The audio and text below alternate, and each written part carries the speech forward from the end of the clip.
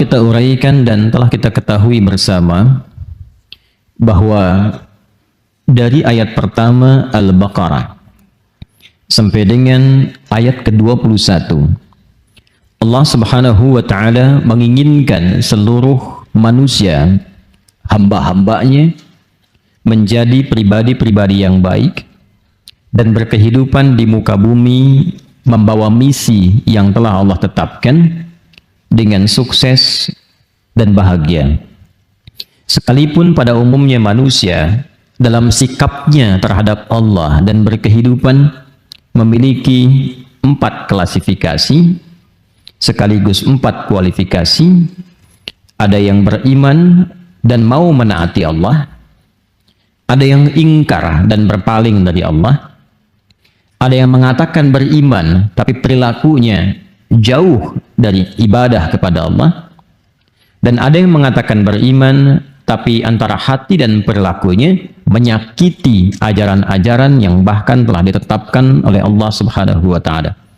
Baik mukmin, kafir, kafar ataupun munafik, seluruhnya sepanjang masih berkehidupan dan nyawanya belum sampai di kerongkongan, Allah dengan sifat Rahman dan Rahimnya menginginkan semua kembali pada jalan kebaikan dan mendapatkan kemuliaan dengan cara menyembah Allah Subhanahu wa taala.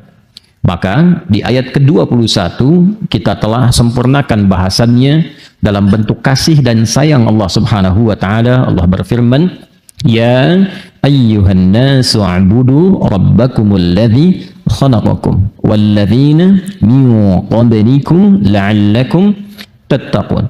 Hei semua manusia tanpa kecuali, ayo kembali menjadi baik, kembali menjadi saleh.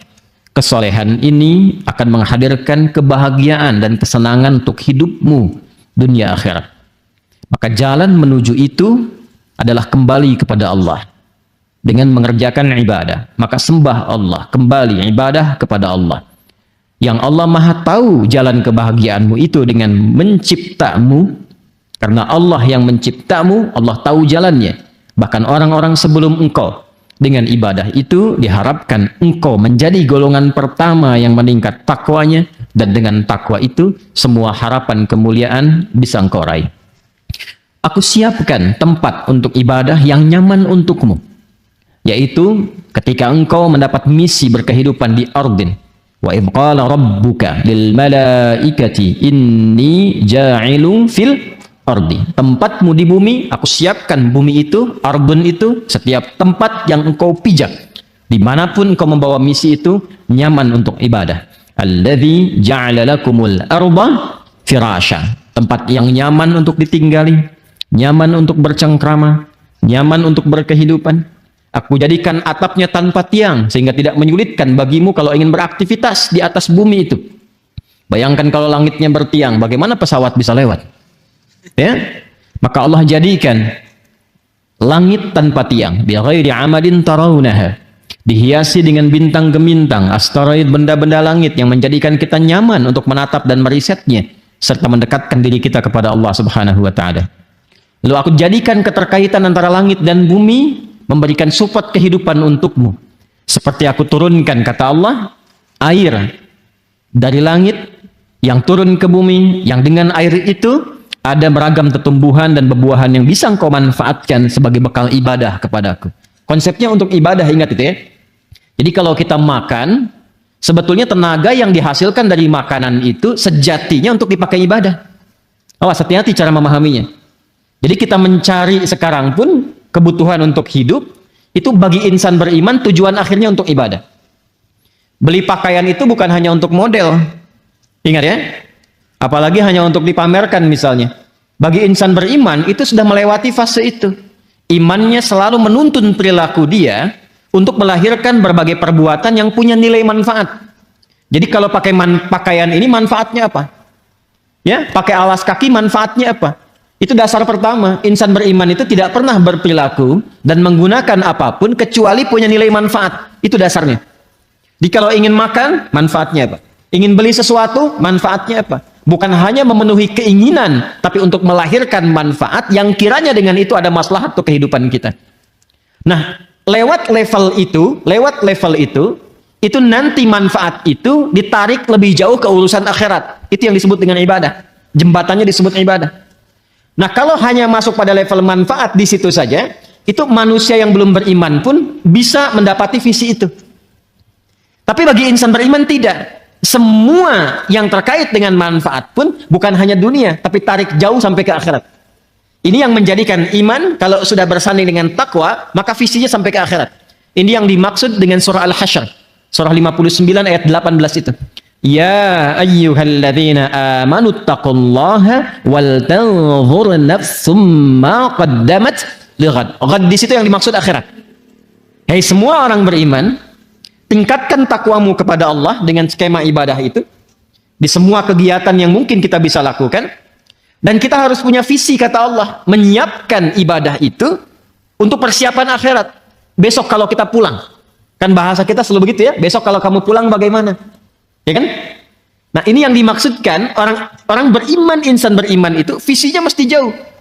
Makanya saya sering katakan kalimat ini, manusia itu kalau sudah beriman itu pasti cerdas.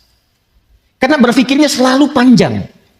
Dan selalu punya penataan untuk beraktivitas. Kalau kita mau lebih jujur lagi untuk belajar dengan benar, bahkan waktu sholat pun membimbing kita bagaimana cara kita beraktivitas. Contoh begini misalnya. Waktu sholat pertama yang kita tunaikan namanya apa? Halo? Sholat tidak ini? Huh? Baik, tidak ada perbedaan pendapat di kalangan para ulama tentang waktu sholat ini. Ya? Baik, apa nama waktu sholatnya yang pertama? Subuh. Nama lainnya apa? Fajar. Perhatikan. Ini satu-satunya saya sering katakan waktu sholat yang disebut dengan dua nama. Disebut dengan fajar dan disebut dengan subuh. Fajar itu untuk respon keimanannya. Jadi iman kita itu kalau mendengar panggilan yang telah Allah tetapkan, itu nanti ada konfirmasi, konektivitas dengan jiwa. Ini yang dimaksud Al-Anfal ayat kedua itu, yang sering saya katakan, sering saya kutip, ya. Innamal mu'minuna alladzina idza dzukirallahu wajilat qulubuhum. Ciri insan beriman yang sejati itu kalau disebutkan nama Allah, ada getaran dalam jiwanya. Jadi ketika dibacakan, diperdengarkan Allahu Akbar, Allahu Akbar, suka ada suasana tertentu di jiwa kita kan? Nah, itu yang dimaksud wajilat qulubuhum. Nah, saat kita tidur, ya, saat kita tidur pada umumnya, lalu mendengar suara adzan, dalam keadaan tidur pun kan menghujam ya pada diri kita itu. Dan membawa kita untuk bangun kan? Pernah merasakan itu? Nah, pancaran dari tubuh kita yang merespon itu untuk bangun, itu namanya pancarannya fajar namanya. Jelas ya? Asalnya itu. Ya. Betul, kalau mengaitkan dengan konteks cahaya matahari, cahaya fajar yang membelah kegelapan malam, itu konteks fisikalnya. Tapi fajar itu bukan nama cahaya. Fajar itu asalnya pancaran positif terhadap sesuatu. Kalau cahayanya, ya, pantul cahaya sinarnya disebut dengan dia namanya. Jamak dari kata bau. Ya, kalau yang memantulkan disebut dengan nur. Itu yang dimaksud Quran surah 10. Yunus ayat yang kelima. Huwallazi ja'ala syamsa dhiya'a wal qamara nura. Dialah Allah yang telah menjadikan matahari bercahaya, rembulan memantulkan cahaya. Ini cahayanya bukan fajar. Ya, pancaran yang disebut fajar itu, pancaran yang membelah kegelapan sehingga menjadi terang sesuatu. Asalnya fajar itu setiap pancaran yang melahirkan kebaikan, itu fajar. Jelas? Kalau melahirkan sesuatunya secara fisik, secara material, itu infajar namanya. Ya, berubah dari fajara jadi infajara. Masih ingat Nabi Musa mukjizatnya diantaranya apa? Tongkat kan? Ya, tongkatnya. Tongkat beliau kan ketika dipukulkan ke batu, ada 12 suku waktu itu. Meminta kepada Nabi Musa, mohonkan kepada Allah supaya keluar mata air. Tapi kami pengen 12. Pengen 12, supaya masing-masing dapat satu. Ya, jadi Masya Allah tuh ya. Ya, Alhamdulillah kita dikasih satu kan masih bisa berbagi ya. Ya, umat dulu itu pengen 12, nggak mau katanya. Setiap satu mesti mendapatkan satu.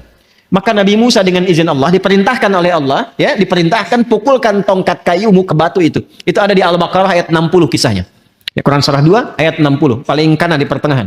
Wa idzistasqa Musa liqaumihi faqulna dhrib bi'asakal hajar. Ketika Musa memohon kepada Allah supaya ada mata air untuk kaumnya itu yang ada 12 suku, maka dengan keagunganku kata Allah, aku perintahkan pukulkan tongkatmu yang kayu ke batu itu.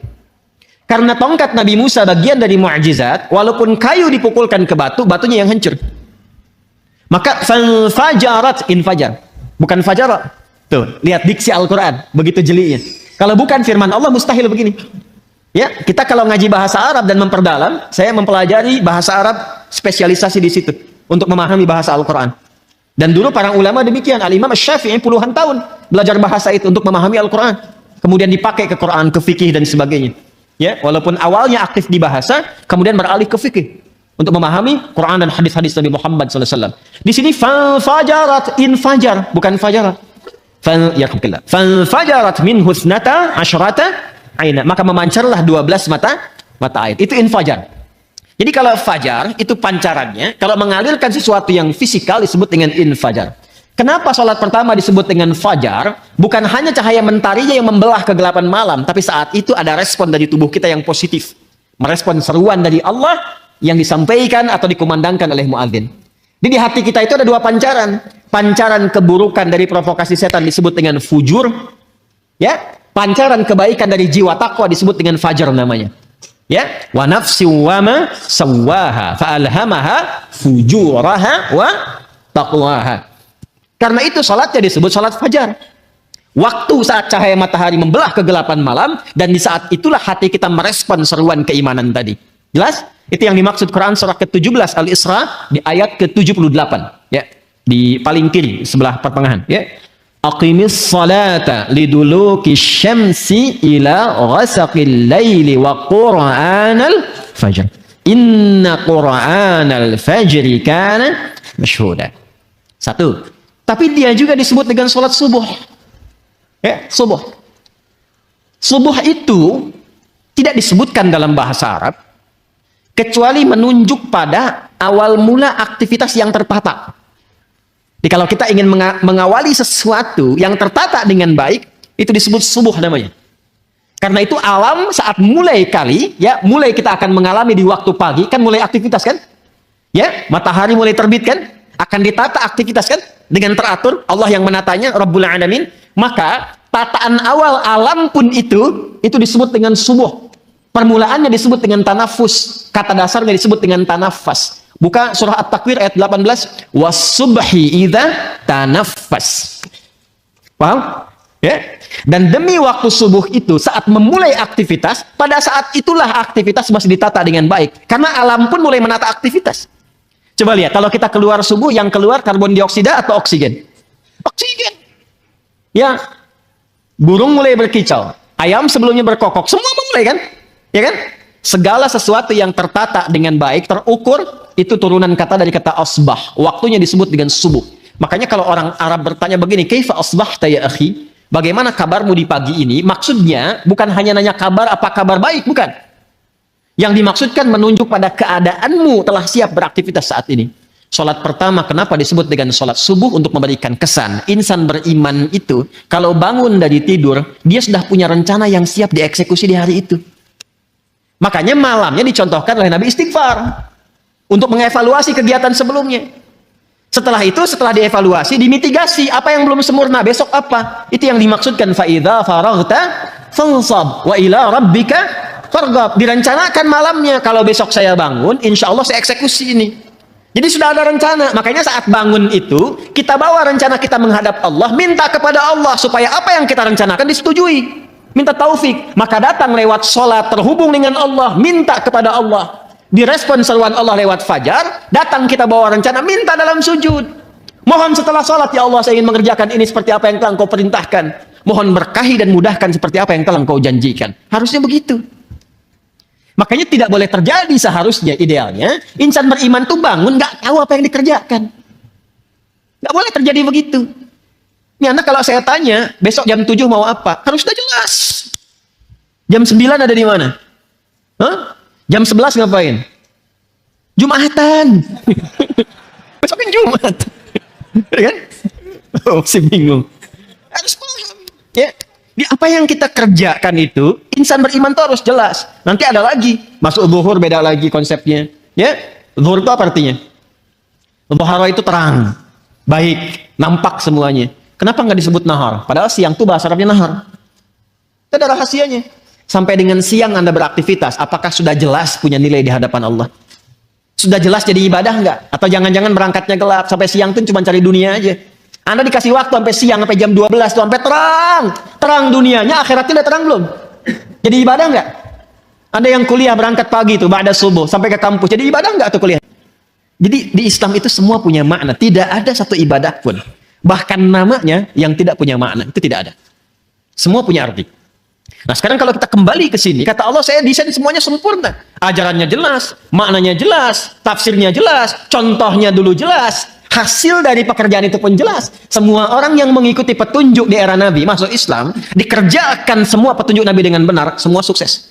Tunjukkan pada saya siapa sahabat Nabi yang benar-benar sahabat yang gagal dalam hidupnya. Gak ada. Karena sahabat itu definisinya yang hidup di era Nabi, di masa Nabi, melihat Nabi, beriman pada Nabi sampai wafat. Hidup di masa Nabi, melihat Nabi, beriman pada Nabi sampai wafat. Cari siapapun orang yang memenuhi kriteria ini, kecuali mereka akan sukses di semua bidangnya. Siapapun itu. Nah sekarang semua contoh itu telah dikumpulkan. Qurannya ada. Ini Anda pegang mushafnya. Hadisnya lengkap. Berapa banyak ulama sekarang mengumpulkan kitab hadis. Al-Bukhari, Muslim, kitab Sunan Abu Daud, At-Tirmidzi, Musnad Imam Ahmad, Mu'jam At-Tabrani. Ada semuanya. Ya. Kemudian miniatur sejarahnya ada di sirah. Anda bisa kumpulkan tokoh-tokohnya. Ada yang perempuan, sahabiat. Ada yang laki-laki, pekerjaannya apa? Yang pebisnis ada, diplomat ada, birokrat ada, panglima ada, levelnya tinggi. 12.000 sahabat Nabi, 38 panglima. Satu kemampuan panglimanya bisa menaklukkan Persia Romawi. Dan itu dibikin bab sendiri itu. Kalau kita ngaji itu dapat itu. Maka ketika semua sudah disiapkan kata Allah, perhatikan, ini yang paling indah. Ini yang mau saya sempurnakan. Wa anzala minas samai ma'an fa akhraja bihi minats thamarati rizqan lakum. Saya ingin sempurnakan kalimat dari tafsir rizqan lakum. Semua itu kata Allah, desain yang aku siapkan, kenyamanan untukmu, ketenangan untukmu, langit yang indah itu, beragam buah-buahan yang kau nikmati untuk ibadah itu, rizqan lakum. Adalah rizki untuk kalian. Apa itu rizki?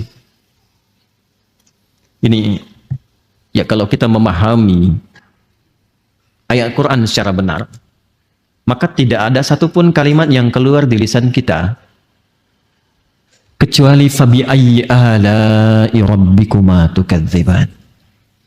Semua yang Allah kasih itu untuk kebahagiaan kita, untuk kenikmatan kita, kebahagiaan kita, ketenangan kita, bahkan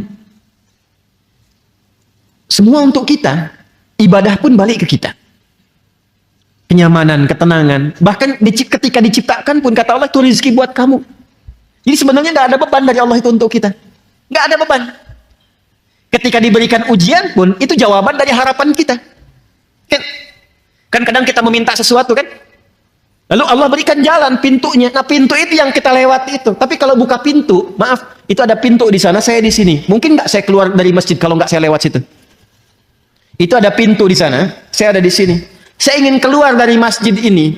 Mungkin nggak saya bisa keluar kalau saya nggak jalan ke situ? Nggak mungkin. Mungkin nggak saya keluar kalau pintunya nggak dibuka? Nggak mungkin. Karena itu ketika kita berharap sesuatu, Allah berikan jalan. Untuk meniti jalan itu ada ikhtiar. Itulah yang sering kita namakan dengan ujian. Itu yang Allah istilahkan di Quran, dinamakan dengan bala, ibtila. Ya, walanabluwannakum bisyai'. Dan itu pun gak akan pernah kita diberikan jalan itu kecuali kita mampu. Kalau nggak mampu nggak dikasih. La yukallifullahu nafsan illa wus'aha. Jadi kalau kitanya nggak mampu nggak akan dikasih. Jadi yang sering kita sebut dengan ujian itu, cara memahaminya bukan hambatan, bukan beban. Itu jawaban dari keinginan kita. Sebab kalau Anda nggak minta nggak akan dikasih. Kalau bukan untuk maslahat nggak akan diujikan. Itu pun kita mampu gitu. Itu indahnya. Maka di sini Allah katakan rizqan lakum. Rizki itu ma yuntafa'u bihi atau ma yantafi'u bihi al-'abdu. Segala yang bisa dimanfaatkan. Saya ulangi, rizki itu definisi asalnya segala yang bisa dimanfaatkan. Pada awalnya segala yang bermanfaat. Ya. Jadi kita belum bicara tentang bagaimana cara meraihnya. Pelan-pelan. Jadi asalnya semua yang kita bisa manfaatkan yang telah Allah siapkan itu disebut dengan rizki nama umumnya. Paham? Baik. Kalau gitu saya namanya rizki bisa dimanfaatkan. Sudah, tahan sebentar. Pertama, sudah kita definisikan segala yang bermanfaat atau bisa kita manfaatkan. Lalu apa wujudnya? Dan bagaimana cara mendapatkannya? Pertama, hukum rizki, Allah telah tetapkan aturannya. Saya ulang, hukum rizki, Allah telah tetapkan aturannya sebagai berikut. 1. Ada rizki yang dikhususkan bagi setiap hamba dan tidak akan tertukar. Ada rizki yang dikhususkan pada setiap hamba dan tidak akan tertukar. Kuotanya pas. Ya. Dan ini ditetapkan sejak ruh ditiupkan. Tepatnya sejak usia 4 bulan dalam kandungan. Jadi begitu usia 4 bulan dalam kandungan, Allah perintahkan malaikat untuk menuliskan ketetapan rizki yang telah Allah tetapkan untuk hamba itu. Dalilnya hadis Nabi SAW yang paling ringan aja ya, yang sering dibaca, Al-Arba'in An-Nawawiyah, coba ya, karya Al-Imam An-Nawawi. Bisa di googling juga, klik Al-Arba'in, hadis nomor 4. Hadis nomor 4, riwayat sahabat Abdullah bin Mas'ud radhiyallahu taala anhu. Qala عن أبي عبد الرحمن عبد الله بن مسعود رضي الله تعالى عنه قال قال رسول الله صلى الله عليه وسلم إن أحدكم يجمع في بطن أمه 40 يوما نطفة رحمك الله ثم يكون مثل ذلك علقة ثم يكون مثل ذلك مضغة ثم يرسل إليه الملك فينفخ فيه الروح ويؤمر بكتب 40. Yang pertama, bikatbi rizqihi. Baik. Sungguh setiap kalian akan dibentuk dalam perut ibundanya. Setiap anak Adam yang tercipta, ada proses dulu berlangsung di perut ibundanya. 40 hari pertama, proses perpaduan antara spermatozoa dengan ovum. Berproses. Kemudian 40 hari yang kedua berbentuk alaqah. Zigot mulai menempel di dinding rahim, ada proses yang kedua tahapannya. 40 hari ketiga, 120 hari, usia 4 bulan, mulai berbentuk mudghah. Seperti daging keratan yang sudah mulai ada bentuk. Usia 4 bulan ini 120 hari Allah perintahkan malaikat untuk meniupkan roh. Jadi 4 bulan dalam kandungan roh ditiupkan. Lalu diperintahkan untuk menetapkan 4 hal. Dari 4 ini, ketetapan yang pertama adalah bikatsbi rizqihi, menetapkan rizkinya dari mulai ia saat itu berkehidupan sampai wafat. Ya, sampai dengan wafat. Ingat ya. Jadi ini yang tidak akan tertukar. Ada putri yang tertukar, ada menteri yang ditukar, ya kan? Ada apa lagi itu? Pekerjaan yang tertukar, tapi tidak akan pernah ada rizki yang tertukar. Jadi kalau sudah tahu dapat bagiannya, paham hadis ini satu aja, satu kalimat, rizki tidak akan tertukar. Kalau tidak tertukar, satu, nggak perlu takut kekurangan rizki. Karena setiap kita itu sudah dijamin sampai wafatnya. Yang kedua, awas hati-hati, bukan jenis rizkinya. Ini yang saya maksudkan. Yang kedua, tidak perlu iseng mengambil rezeki orang lain. Karena setiap kita ada bagiannya. Dan itu tidak akan tertukar. Jadi kalau kita benar cara memahami Qur'annya, nggak ada pencurian. Nggak ada penipuan. Sebab itu hanya buang-buang waktu dan menyulitkan hidup saja. Makanya kan kadang-kadang langsung dibuktikan di depan pandangan kita. Orang korupsi kan, ngambil harta orang kan, ditangkap misalnya oleh penegak hukum. Setelah itu kena TPPU misalnya, diambil lagi semua, dibalikin lagi. Itu contoh dunianya. Paham nggak sampai sini? Kalau sudah mengerti, tidak boleh ada satupun yang belajar dengan saya melanggar ketentuan ini. Hindari, hati-hati. Ajak-ajakan untuk mencuri, menipu, korupsi, dan sebagainya jauhi. Siap? Karena hakikatnya perbuatan menyimpang itu hanya akan menyulitkan diri sendiri. Tidak akan menambah sesuatu. Jadi kalau Anda mau kumpulin pun sampai 100 triliun, apa kira Anda akan hidup sampai mengonsumsi itu? Belum tentu. Ya, kadang-kadang saya heran juga pada orang-orang yang demikian. Kumpulin, makannya tetap 3 piring juga sehari. Kadang-kadang yang paling kasihan makan cuma 1 piring dibatasin lagi. Iya kan? Ya, karena faktor-faktor tertentu bukan yang positif. Jelas. Nah, itu satu. Yang kedua, Allah telah menetapkan itu semua dengan ketentuannya sejak di alam langit. Itu ada di Quran surah ke-51 ayat 18. Quran surah ke-51 ayat 18. Wa fis samai rizqukum wa ma tu'adun. Ayat 22, maaf, 18 untuk istighfar, dua-duanya untuk rizki. Quran surah 51 ayat ke-22. Wa fis samai rizqukum wa ma tu'adun. Ada ayatnya? Dan di langit itu rizqukum, telah ditetapkan rizki kalian. Allah telah tetapkan bahkan sebelum kita terlahir. Paham? Yang tadi saya sampaikan. Wa ma tu'adun, dan segala yang dijanjikan. Maksudnya apa? Terkait dengan rizki ini pun, ini pasti Allah janjikan ketika engkau pun dalam kandungan sampai terlahir, tu'adun, dijanjikan oleh Allah akan diberikan sesuai dengan batas hidupnya. Batas hidup itu yang disebut dengan ajal namanya. Ingat ya? Batasnya disebut apa? Ajal. Ingat, ada umur, ada ajal, itu berbeda. Batasnya disebut dengan ajal. Karena itu dalam hadis tadi, antara rizki dengan ajal itu beriringan. Bikatsbi rizqihi wa ajalihi. Allah memerintahkan malaikat sejak anak berusia 4 bulan dalam kandungan ibundanya, ditetapkan rizki yang bersamaan dengan waktu berkehidupannya, ajalnya. Misal ya. Misalnya ditetapkan ajalnya 60 tahun. Maka rizki yang Allah tetapkan pun ditetapkan untuk kebutuhan selama 60 tahun ini sampai wafat.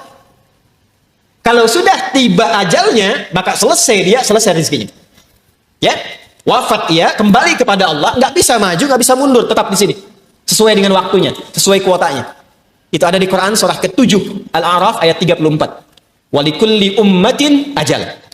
Fa idza jaa ajaluhum la yastakhiruna sa'atan wa la yastaqdimun.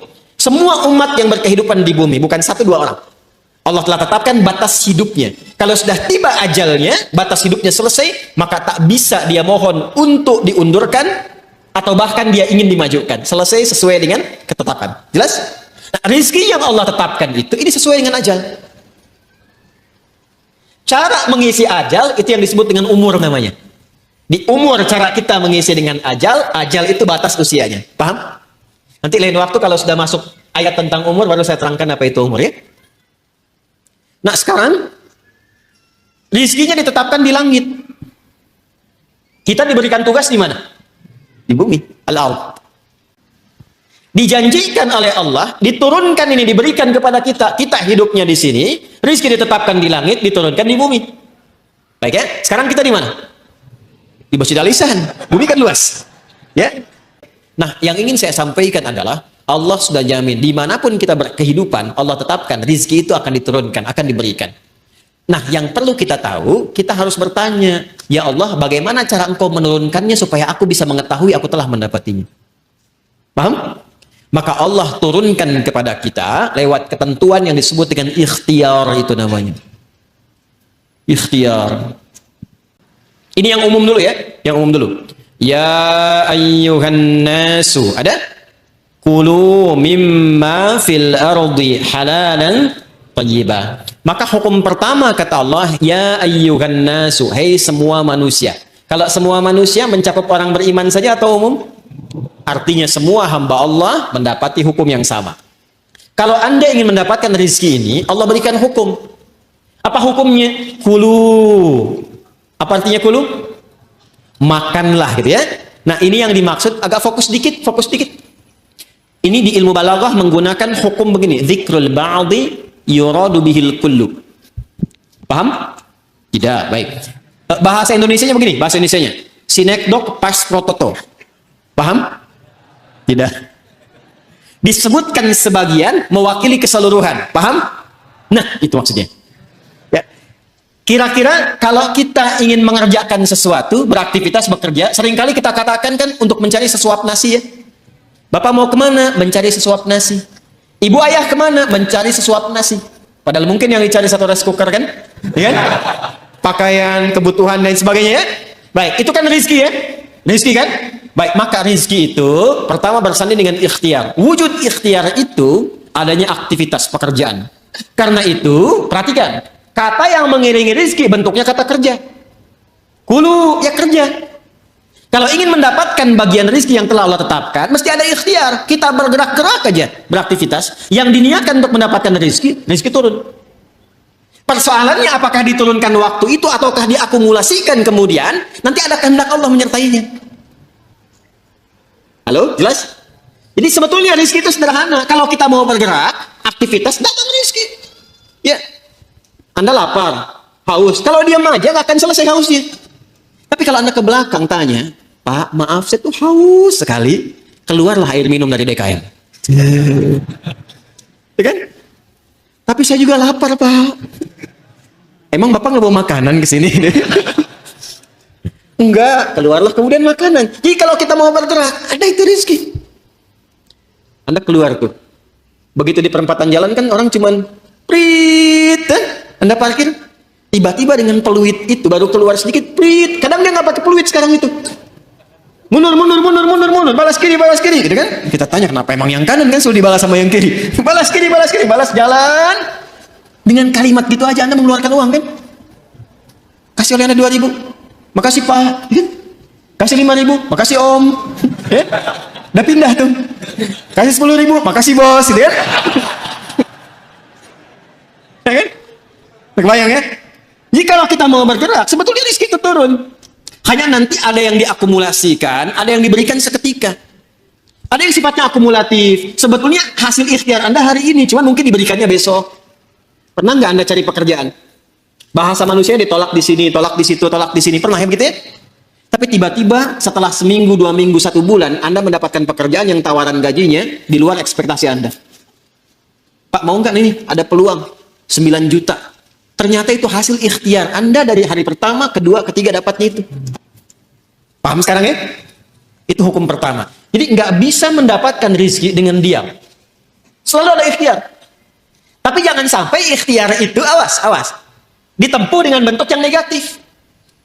Atau didapatkan dengan cara ikhtiar misalnya, maaf, ya, bukan dalam gerak yang positif. Negatif itu kan bisa maksiat, ya, atau pengertian yang kedua tidak bergerak sehingga sakit. Dengan sakit itu rezeki datang. Paham nggak? Anda nggak minum sampai sakit, tuh kan? Nah, begitu sakit, tiba-tiba datang orang nengok, bawa buah, gitu kan? Bawa makanan. Jangan diikhtiarkan dengan sakit untuk mendapatkan itu. Paham? Atau yang kedua, dengan cara maksiat. Seseorang menempuh maksiat, menempuh cara yang tidak dibenarkan, yang menimbulkan persoalan. Sesuatu yang menimbulkan persoalan, kemudian persoalan itu bisa diurai sehingga lurus kembali, keadaan yang lurus, benar, nggak ada soalnya, itu disebut dengan halal namanya. Dari kata ahalla yuhillu. Kata ahalla dari kata halla. Orang Arab kalau mengatakan hillul muskilah, artinya, atau hillul ahbal, benang yang kusut bisa diurai lagi. Sehingga dia menjadi lurus. Sesuatu yang lurus yang tidak ada persoalannya disebut dengan halal namanya. Jelas? Nah, maka ketika Anda menempuh mencari rezeki ini, carilah yang lurus-lurus saja. Cari yang lurus, jangan cari sesuatu yang membuat kehidupan Anda jadi kusut. Karena itu segala bentuk pintu yang mengantarkan pada kekusutan hidup, yang memungkinkan Anda menjadikan hidup bermasalah, dilarang oleh Allah. Jangan lakukan ini. Jangan kerjakan ini. Lawan dari sesuatu yang lurus, yang larangannya ditampilkan sehingga mencegah kita dari kesulitan, disebut haram namanya. Karena itu, dihadirkan lawan halal itu dengan haram. Halal pada asalnya menunjuk pada keadaan lurusnya. Sedangkan haram hukum pencegahannya. Saking sayangnya Allah kepada kita, saya inginkan hidup itu lurus. Jangan ada masalah. Jangan sampai kamu bapaknya yang korupsi, anaknya yang dibully. Jangan sampai bapaknya yang bermasalah, anaknya yang di sekolah yang diserang oleh teman-temannya. Anak SD diteriaki, bapak kamu koruptor ya, bapak kamu koruptor ya. Apa Anda tega melihat anak Anda bermasalah di sekolahnya? Hanya karena perbuatan bapaknya. Tuh. Maka kata Allah yang lurus-lurus saja. Gak usah menipu, gak usah korupsi, gak usah nyogok, lurus aja. Kan tadi tahu rezekinya sudah ditentukan, gak akan tertukar. Besok meninggal juga kok. Mau meninggal besok? Paham nggak? Paham sampai sini ya? Nah, kalau sudah paham, kalau sudah dapat yang itu, cari yang baik-baik untuk tubuh kita. Tadi jangan sampai mendapatkan sesuatu, betul cara dapatnya halal. Cuman mengonsumsi yang lain yang kira-kira nggak sehat untuk tubuh. Dapat harta dengan halal, beli durian. Duriannya bagus, tapi kalau makan durian 100 biji, kan masalah. Maka idealnya dapatkan dengan cara yang benar, konsumsi dengan cara yang menyehatkan. Cara yang menyehatkan itu bahasa Arabnya thayyib. Dari kata tabba, ya kan? Orang yang berkontribusi membantu supaya sehat disebut tabib. Bahasa kitanya dokter. Maka Allah tegaskan supaya kita nggak banyak nanya lagi, kulu mimma fil ardi halalan thayyiban. Itu maksudnya. Halalan thayyiban. Ya.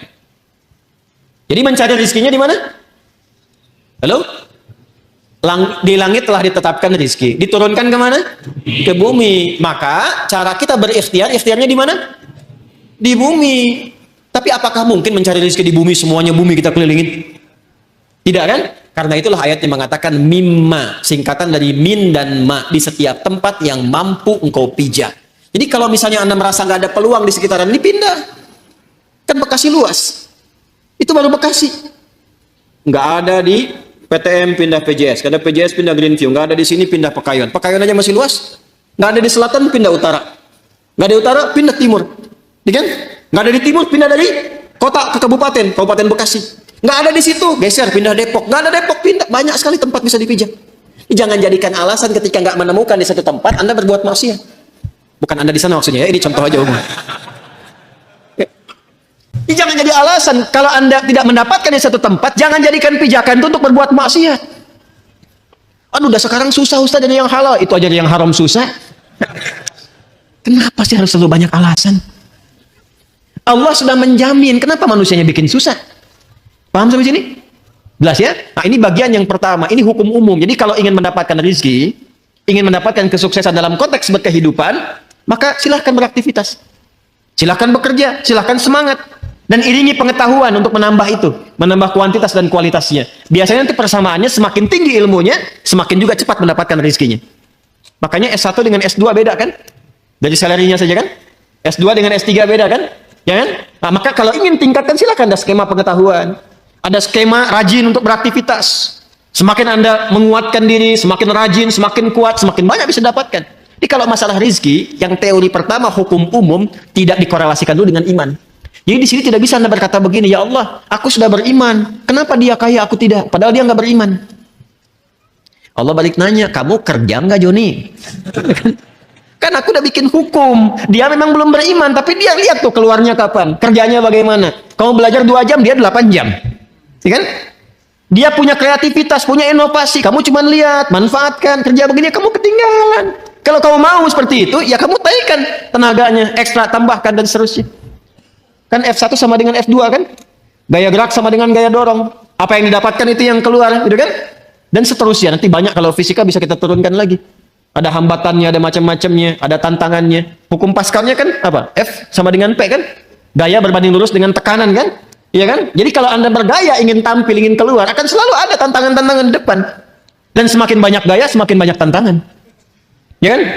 Semakin banyak gaya, semakin banyak tantangan. Semakin ingin bergaya, semakin banyak tekanan.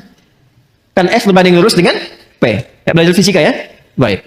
Nah, itu hukum pertama. 2, Ustaz. Ya Allah, kami beriman. Apa manfaat iman kami untuk rezeki kami? Ini mahal ini informasinya. Karena dari Quran langsung. Apa manfaat iman kami untuk rezeki kami? Maka bagi insan beriman dipindahkan oleh Allah ayatnya dari hukum umum ke hukum khusus.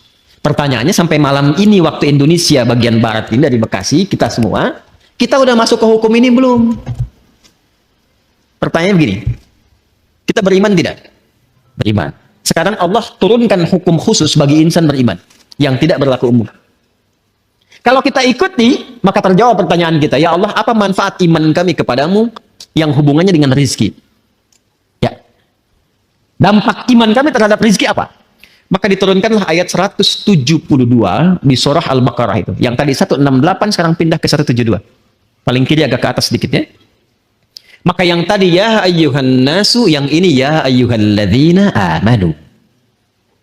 Sudah beda ya? Yang Al-Baqarah 168 ya ayyuhan nas. Al-Baqarah 172 ya ayyuhalladzina amanu. Jelas? Hei semua yang telah menyatakan dirinya beriman. Kulu tetap sama dulu. Ikhtiarnya sama. Jadi bukan berarti sudah beriman gak ada ikhtiar. Tetap kamu pun kalau sudah beriman tetap hukum ikhtiar berlaku kata Allah. Yang nggak bisa, ya Allah, asyhadu an la ilaha illallah, asyhadu anna Muhammadar Rasulullah. Jatuh emas 10 kilo dari langit, pun nggak begitu. Tetap ikhtiar, kulu kerja juga.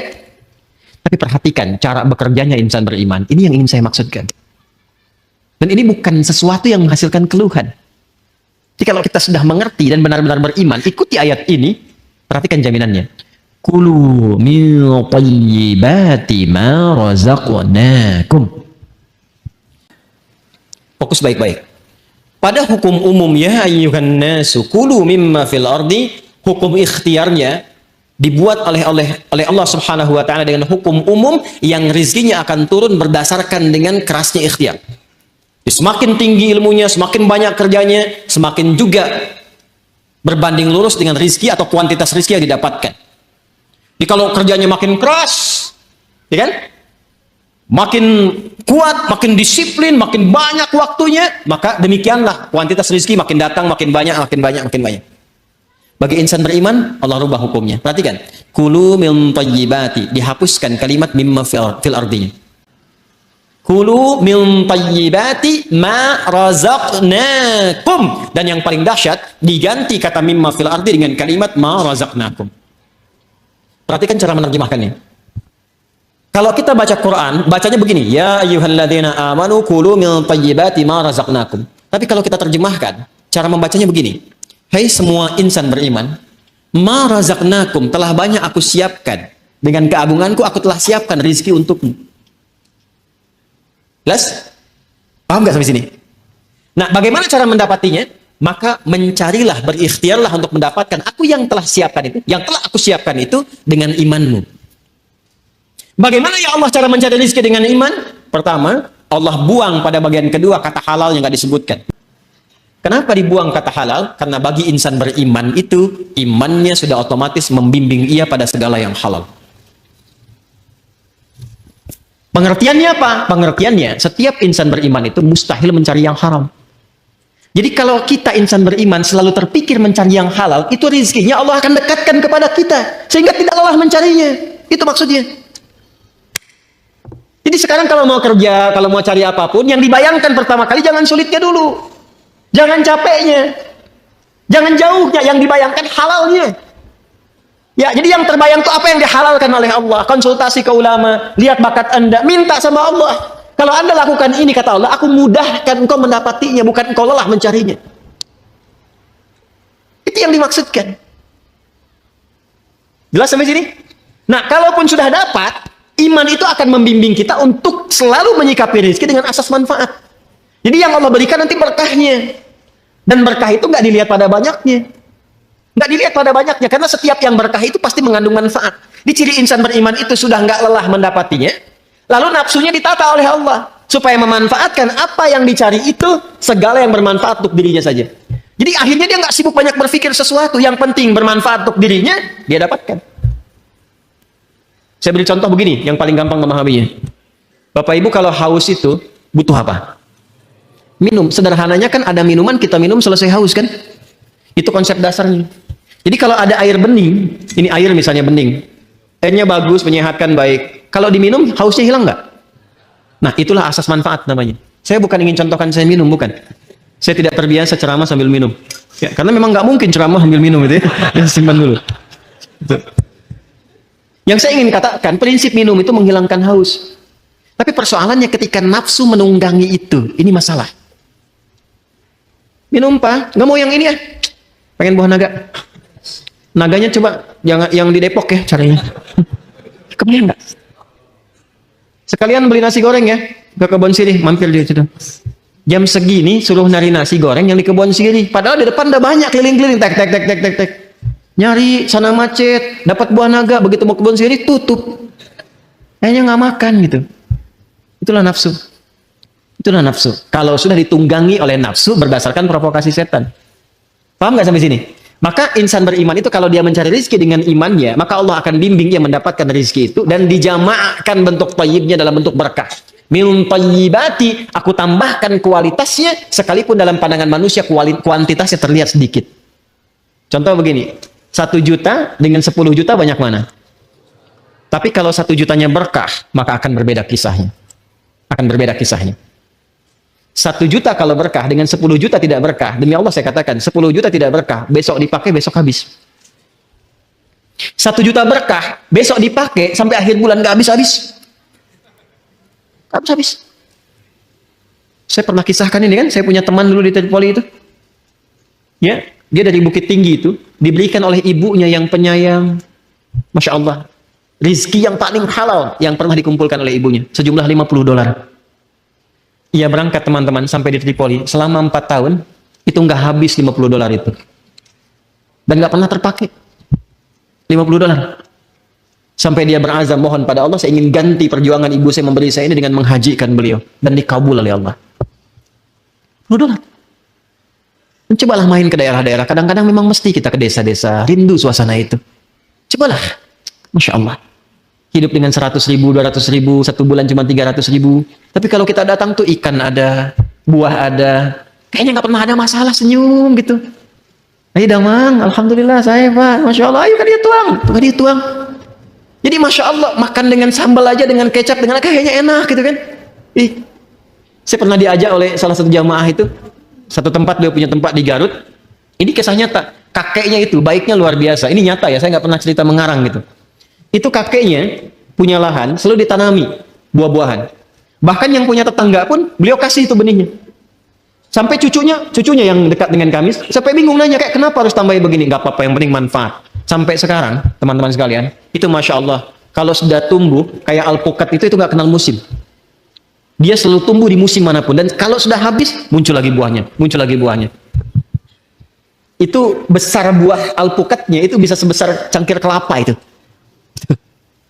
Lalu ikan-ikannya tuh, Masya Allah, ikannya ada, airnya mengalir dari Cipanas, hangat gitu ya. Itu selalu seperti itu, berkah, baik. Itulah keberkahan. Jadi kalau datang ke sana, ikan tinggal mancing, ngambil sendiri. Alpukat ada, kelapa ada. Dan itu sesuatu yang sangat indah, uniknya nggak habis-habis. Kan siapa yang menjadikan itu? Allah kan? Tadi hukumnya kan? Fa akhraja bihi minas samarati rizqan lakum. Jadi sebetulnya kalau kita mencari pakai iman, dunia ini nggak jadi beban. Yang jadi beban itu nafsu. Iya kan? Ya, yang jadi beban itu apa?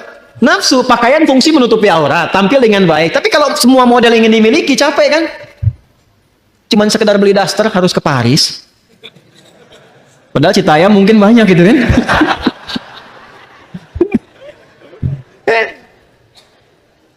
Beli tas, ya, beli sepatu, Cibaduyut banyak gitu. Jauh-jauh ke Amerika, begitu pulang lihat made in Cibaduyut. Ya, saya tidak mengatakan harus tidak boleh kesini kesana, bukan. Yang ingin saya katakan adalah kadang-kadang kita harus menempatkan diri apa yang kita butuhkan itu ini konsumsi. Kalau cuma memenuhi nafsu jadi beban nantinya. Jelas gak? Nah, jadi kalau kita mencari dengan iman, yang pertama dilakukan adalah kita mendekat kepada Allah, lalu Allah akan mendekatkan rizkinya kepada kita, sehingga membuat rizki itu mudah didapatkan, bukan kita lelah mencarinya. Jelas? Yang kedua, insan beriman selalu berpikir mencari yang halal, dan menjauhi segala yang tidak disukai oleh Allah Subhanahu wa Ta'ala. Riba jauhkan, tipu menipu, sogok menyogok jauhkan. Maka ketika itu dijauhkan, keberkahan yang Allah berikan.